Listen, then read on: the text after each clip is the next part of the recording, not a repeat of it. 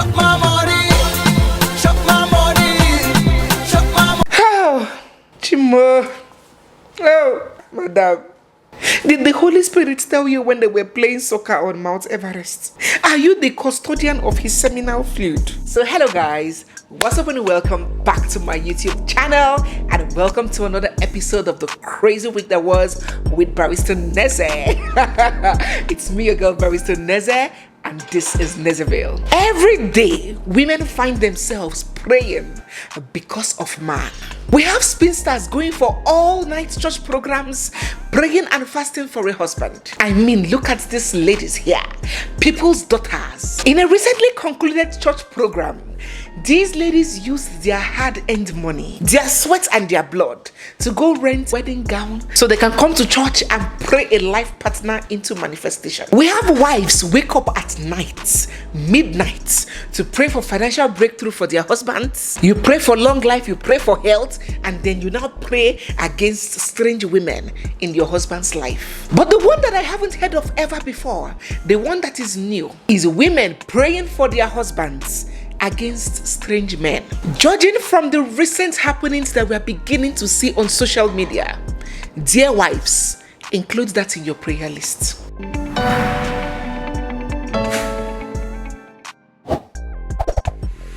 In the crazy week that was, as we scrolled through the estate of social media, we came across this picture.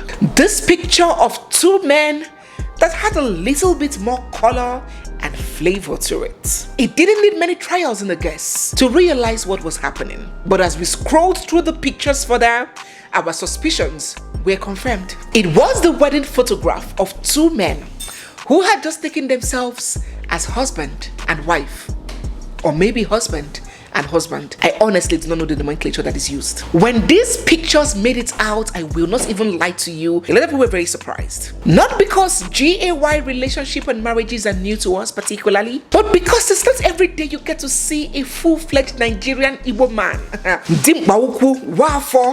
openly come out to wed another man. But such is the 21st century, isn't it? So we said our congratulations. Abi, what else will we say? We said our congratulations and tried to move on with our lives. But before we could take a step forward, more alleged details began rolling out. Now, according to reports, it turns out that this guy, whose name is Ify, was married in Nigeria. This lady called Sandra Johnson took to social media to say that she, none other person but her, is the wife of this guy.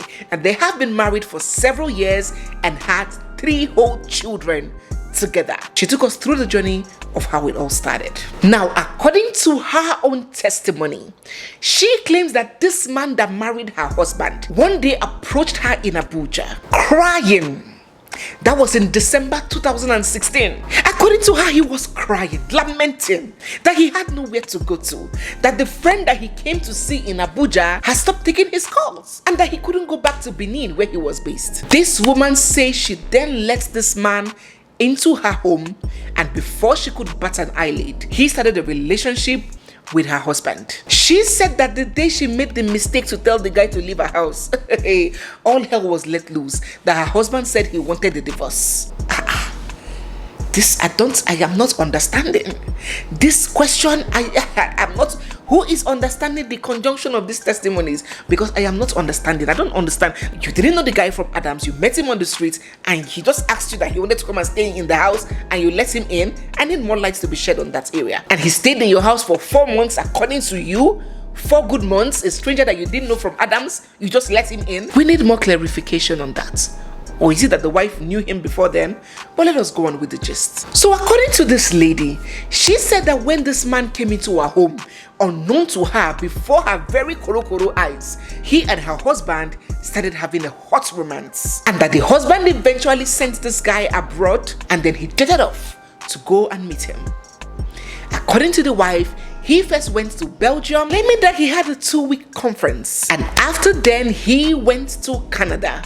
And for 6 whole years, she has not set her eyes on her husband. According to this lady, this guy literally abandoned her and the children and ran off with his male lover. And people are like, I don't understand. What am I hearing? Or my ear, they pay me? They wondered how a man who knew that he wasn't straight, got married and stayed married to a woman to the extent of having 3 children with her, and that absconded, abandoned her and the children, and dated off with his lover. It's not adding up. So as always, there have been conflicting stands on what has happened. The very first school of thought were like, oh my God, this is the era of live your truth. Hello, do you expect the man to live the rest of his life in misery, pretense and deceit? Let him own up his truth and come out of the closet. If being married to a woman is making him miserable, then let him do what makes him happy. These other set of people are like, Jesus of Nazareth, God of Israel, this is unacceptable. Didn't he know who he was before he went ahead to marry somebody's daughter? They consider him very wicked and irresponsible to have strained this lady along, knowing truly well that was not who he is. Do let us know what you think about this story and what school of thought you fall under. The next story on today's episode of the crazy week that was with Barrister Neze is something that I want you and I to judge together. No, I cannot hear this and judge this alone. I have to table this between the panel of Nezevillians, the independent umpires of Nezeville panel. Wear your wig and gown and take the front row. Let us analyze and dissect this together. Very important. So let me download the cocoa. Tunde Ayeni was a former chairman of one of Nigeria's biggest banks, Skye Bank. Of course, he's a married man and has been married for 31 whole years. He has 3 children, grown-up kids. Somewhere along the line, Uncle Tunde started dating this young girl. And when I say young girl, I mean a girl who is younger than his own daughter. This lady is an Abuja-based lawyer and an ex-contestant of the most beautiful girl in Nigeria beauty pageant in 2014. And she happened to be classmates with Mr. Tunde's daughter. Her name is Adobe. Now, when I say dating, I don't mean allegedly. Tunde Ayeni had accepted in public with his own full chest that him and Adobe had dated, but their relationship had ended in 2019. We are getting there. There is a lot of information alleging that when Mr. Tunde was dating Adobe, hey, bank boss, you must chop my money. Chop my money. Chop my money. Chop my money. It was said that Mr. Tunde lavished Adobe with money, stinking, smelling money. It was alleged that from getting her a house to opening a law chamber for her, buying her a Range Rover, what didn't he do? So when that whole saga made it out to the internet and the relationship was done with, Adobe took to social media to point out that during the subsistence of their romantic relationship, she got pregnant for Mr. Tunde, and Mr. Tunde has refused insistently to acknowledge his child. But that is not the main gist we are going to judge in today's panel. Panel of judges, are you still in front? Is your wig and gown still on? Don't pull it, we are coming. Before this man, the accused, could respond to the allegations that Adobe heaped on him about Paternity Saga, his wife, Iyawo, lol, Madame de Madame, came out granting an interview. Let us listen. When anybody says anything, you will first of all ask yourself, can it be true? Because it's not tallying. So basically, the news of what anybody says about my husband, in as much as God has not said it to me, it does not make any, it doesn't do me anything. Yeah. So actually, the question you asked me about a lady alleging that my husband is the father of a child. The first thing you need to ask her is, the first thing I want to ask you is, how old is the child that is claiming to have a child? Because when you want to, you see, this is just a gold digger. You should be able to know the signs of a gold digger from where to where. When you even look at the age gap, it becomes an insult. From where to where? I honestly don't understand. So, I personally, I just disregarded it. Dismissed it, yeah. Because as far as I'm concerned, it's it's not anything that I want to believe. And you asked a question again. How has it affected your home? How did I react to it? Yeah. You asked how did I react to it? Yes, how you reacted to it and how it has affected. Yeah. You first asked me when I heard it. Yeah. Okay. You want to know? Yeah. You see, I'm a pastor. And the first thing I did was to check with God. If it was true. And he told me to disregard it, it's a lie. So, in the end, the truth will speak. Anybody can make allegations. Because as far as I'm concerned, she knows the father of her child. She's just a gold digger. Because when a child, because as far as I'm concerned, that girl is a child. That girl is a child. Yeah.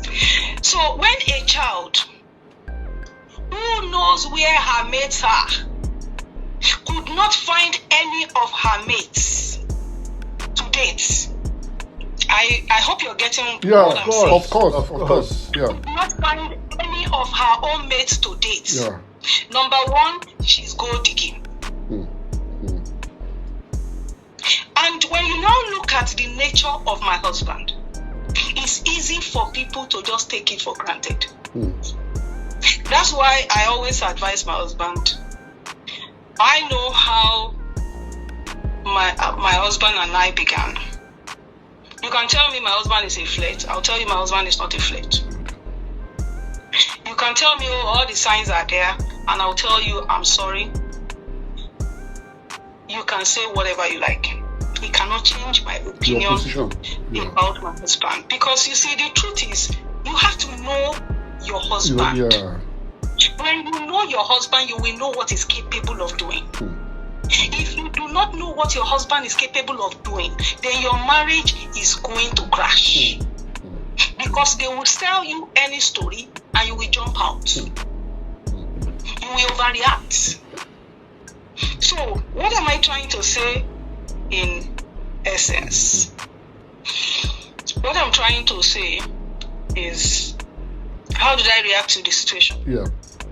Once God told me it is not true, no man can tell me it is true. And I have checked with my husband. He's old enough to know if he's the father or not. And if there is now contention about who the father is, then definitely the lady in charge is prostituting. She needs to go and look for who the father of her child is. Oh, Chimo. Oh. When this interview got out, people were like, oh, women, endlessly embarrassing ourselves since 1902. Your husband had admitted having an intimate relationship with an adult female in her prime, 20-something-year-old girl. He admitted. And now this lady is coming out to say that she got pregnant during the course of that relationship. And you're here talking about how young, how she did this, how she's a good, how she has gone this, and how she has, how the Holy Spirit. Madam. Did the Holy Spirit tell you when they were playing soccer on Mount Everest? Can't a woman in her 20s get pregnant? Are you the custodian of his seminal fluid? This set of people were like, no. We are not saying that it is confirmed that this lady's child belongs to this man.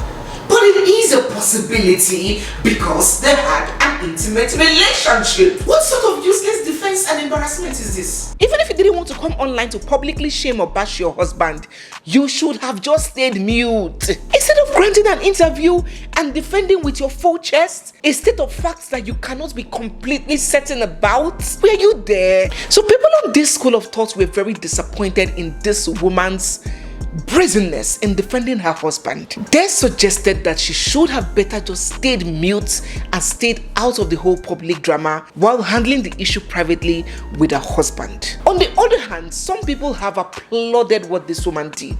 They feel so proud of her. They claim that she did the absolute right thing by coming out to defend her husband in the face of adversity. They were like, she's indeed a virtuous woman for standing in for her husband and not allowing one small girl come and destroy what she has been building for 31 years. And that she was absolutely right, whether her husband was guilty or innocent, to come out and stand with her man. So on this note, let us know what you think, guys. Do you think this woman was overreaching, coming out to stand in for a man who had admitted to committing adultery, swearing that the child is not his, as though she was the one in the relationship? Or do you think that she has done right and just as a good wife to publicly stand up for her husband? Which of these two schools of thoughts do you fall under? And if you were in this woman's shoes, which of them would you do? Stand up in defense or keep your goddamn mouth shut?